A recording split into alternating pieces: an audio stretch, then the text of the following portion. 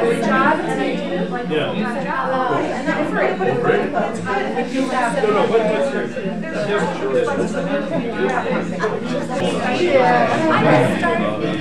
if it's something that's up there, like whatever,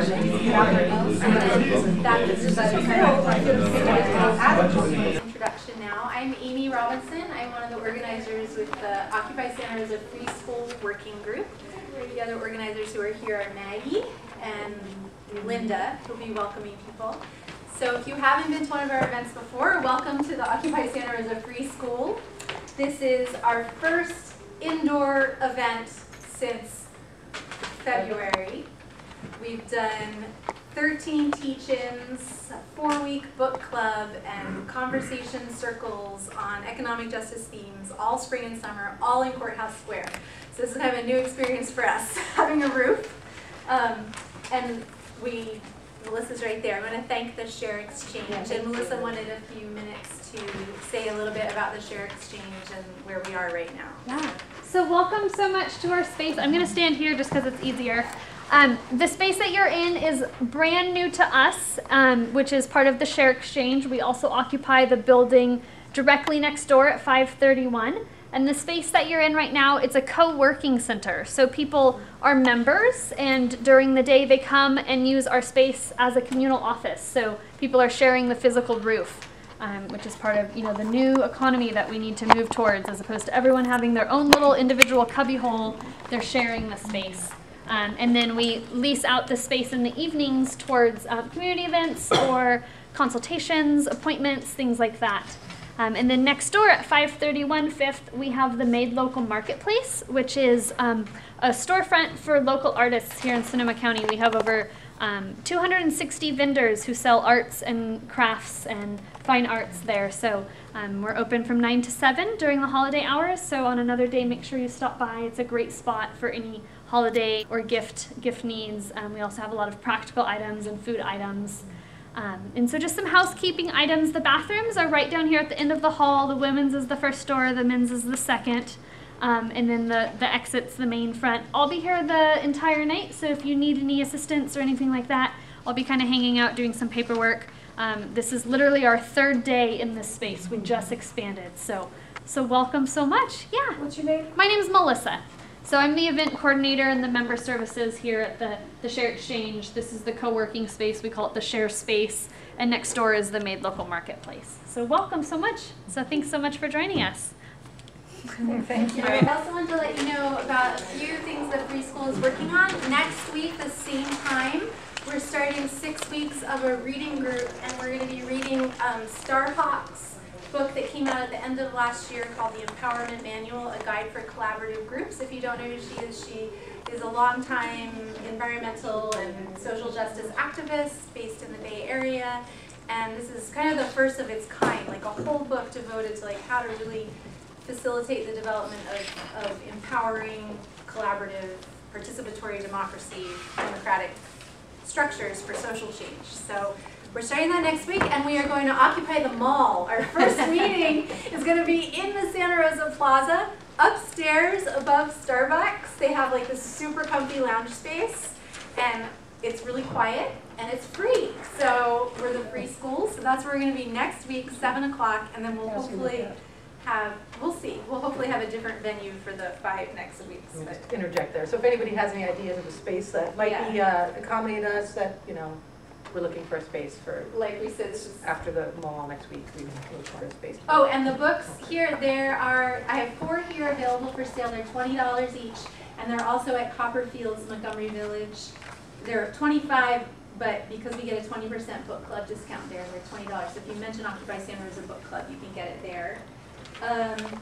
And Starhawk is going to be coming in late January to do an event with us. We're going to be doing something called a learning cluster, a direct democracy learning cluster. So we're going to be showing a film 1 week, having a panel discussion 1 week, doing a reading group 1 week, and then having an open conversation at the end, all on the theme about direct democracy and why it's so important to social change movements, and why Occupy is a democracy movement and not just an economic justice movement, why these two are so important. And then Occupy Santa Rosa in general, I just wanted to let you know, we are still having general assemblies, 5 o'clock every Thursday in Courthouse Square. Everybody's always welcome to our open decision-making forum. And October 14th, we're having our 1-year anniversary celebration. So it's almost an entire year since we kicked off. We have a full page ad in the Bohemian, right there. Brianna's showing it. And yeah, I have that too. 2 o'clock in City Hall, which is where we started last year. So come join us for an anniversary parade. And there'll be sign making next week at the Peace and Justice Center at 5 o'clock if you're interested. And we occupysantarosa.org is our calendar, our website. Our calendar has all our information on it. So just keep checking that. There's a lot going on. I won't go into it all tonight. I will just go ahead and introduce David. This is David Walls. We have been wanting to do this teach-in for months and months and months, so we're so happy it's finally happening.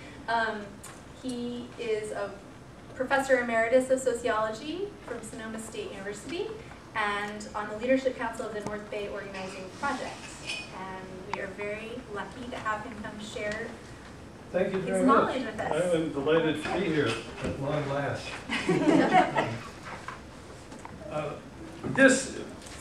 This is a class that I've usually done over 6 to 8 sessions, 6 to 8 weeks, a 2-hour session every week. So compressing it down into 1 2-hour session is required some compromises. It's not a history of all U.S. social movements. It's taking up the topics that you see on your brief list there, which focuses on the videos. And primarily, you'll find that the illustrative material that I have on video tonight is mostly dealing with the civil rights movement. There's a certain continuity to that's probably helpful.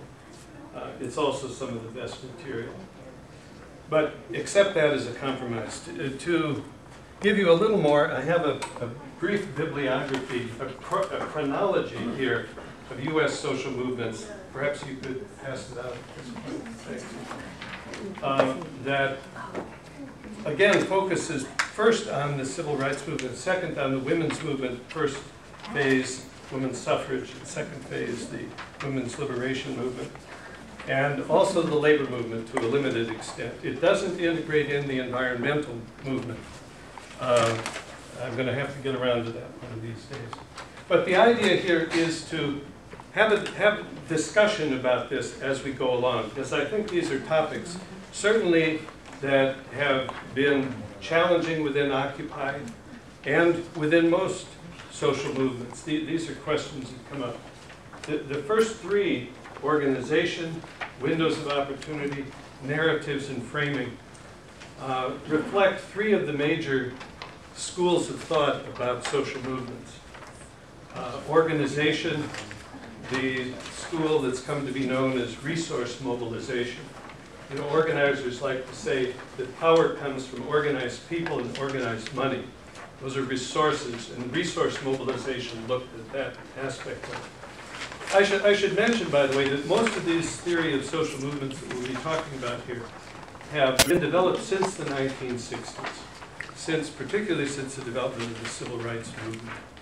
And partly before that, including way before that, into the 1800s, concern with social movements was mostly a conservative preoccupation. And they were worried about crowds and panics and things of that sort. Like one great title from the 1800s is the Extraordinary Popular Delusions and the Madness of Crowds. But that's a great title. It's mostly about financial panics, but related subjects. Another book, The Crowd by Gustave Le Bon, was concerned about the rising socialist movement in Europe. Even in the United States in the 50s and 60s, a fascinating best-selling book by a self-educated longshoreman from San Francisco, you're nodding, Eric Hoffer, The True Believer. Again, concerned with irrationality in movements. But that didn't seem to match what people saw in the civil rights movement and in movements that followed from that. So this whole new school of thought developed, looking at organization. That was refined a bit by looking at what was called political opportunity structure, which I like to call windows of opportunity. And then there's a third view that went back to the creativeness that people have, on narratives and framing, people deciding for themselves what kind of new identities they're forging, what they're going to take to their, how they're going to work for social change. Now, did these questions engage you at all? Has organization been an issue in Occupy, for example? You laugh. How has it been? The question. I think it's gotten more organized, but I remember like sort of the